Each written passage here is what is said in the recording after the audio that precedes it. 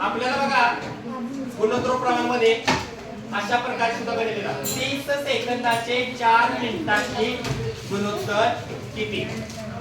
काय 30 सेकंदाचे 4 मिनिटांचे गुणोत्तर.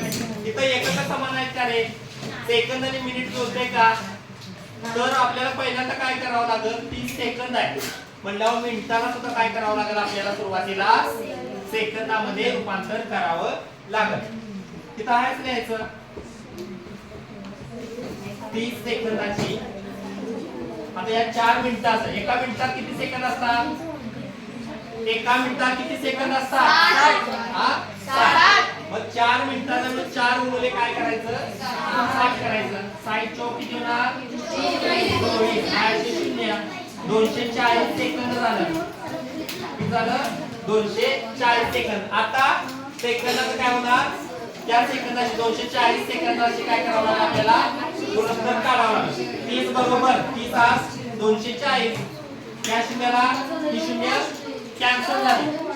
या शून्याला ही शून्य कॅन्सल. तिथं बघा 3 एक 3 24 राहिलं काय रे? 1 8. म्हणजे उत्तर किती आलं? गुणोत्तर 1 8.